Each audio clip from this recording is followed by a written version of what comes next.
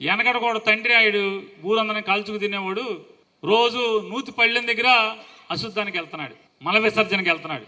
ఏమో ఇదెక్కడ దరిద్రం రా బాబు, ఈ భగవంతుడు తీసుకెళ్తా అనుకున్నాడు. అయిపోయింది.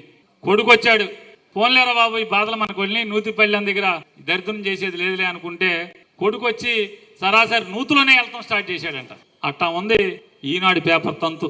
సిగ్గు శరం లేకుండా వాళ్లే ఎంఆర్ఓ ఇళ్ళు కలిసి పట్టాలు పంచిపెట్టారని రాస్తాడు 3 ఏళ్ల క్రితం. ఇవాళేమో దొంగ పట్టాలని చెప్పి రాస్తాడు. అన్నమే కదా తినేది.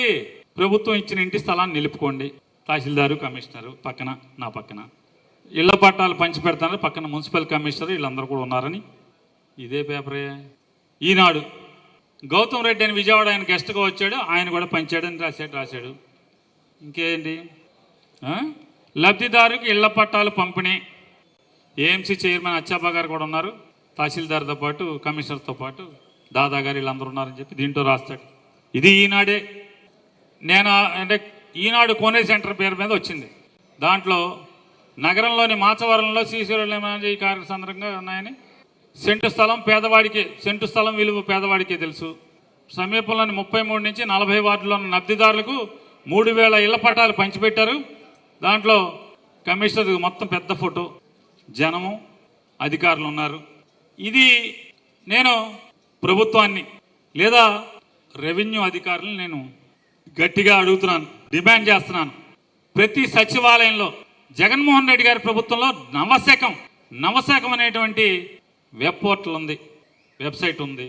దానిలో రాష్ట్రంలో ఉన్నటువంటి ఈ 31 లక్షల మంది జగన్మోహన్ రెడ్డి గారు చెప్తున్నాడు కదా, ఇళ్ళు లేని నిరుపేదలకు 30 లక్షల పైచీలకు మందికి ఇచ్చామని, వాళ్ళందరి అర్హుల జాబితా ఆ నవశకం లిస్టులో ఉంది. ఇవాళ కేంద్రీయ విద్యాలయం ఎదుర్కొన్నా ఉన్నటువంటి శ్మశానంలో నువ్వు మోసం చేసి ఓట్లు వేయించుకుని ఇల్లు తిరిగి పట్టా ఇస్తానని చెప్పి మోసం చేసి 5 ఏళ్లు పబ్బం గడుపుకుని వెళ్ళిపోతే 2019 తర్వాత దాన్ని ల్యాండ్ కన్వర్షన్ చేసి కౌన్సిల్ తీర్మానం చేసి మా పిన్ని తీర్మానం చేసింది.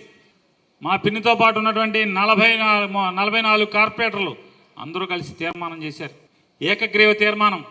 ఆ తీర్మానం ఎంఆర్ఓ ఆఫీస్ పంపించి అక్కడి నుంచి ఆర్డీఓ కలెక్టర్కి వెళ్ళిన తర్వాత collector land conversion, change of land use approval ఇచ్చిన తర్వాత దాన్ని పట్టా తయారు చేసి పంచిపెట్టడం జరిగింది. దేనికి? నీ నవశకంలో ప్రతి సచివాలయంలో ఎంక్రోచ్మెంట్ లిస్టుతో సహా ప్రతి పట్టా ఎందుకు ఉంది? వచ్చేవారు నిద్రపోస్తే కొంచెం కునికేసేయండి. ప్రతి పట్టాతో సహా ఎందుకు ఉంది? మన దొంగ పట్టాలు అయితే ఎందుకు అఫీషియల్గా నీ రెవెన్యూ రికార్డ్స్లో ప్రతి లబ్ధిదారుడి పేరు 20,000 పైచీలకు, మున్సిపాలిటీలో ఉన్న 20,000 పైచీలకు లబ్ధిదారులతో పాటుగా 819 ఎంక్రోచర్స్ లిస్టు కూడా ఎందుకు ఉంది?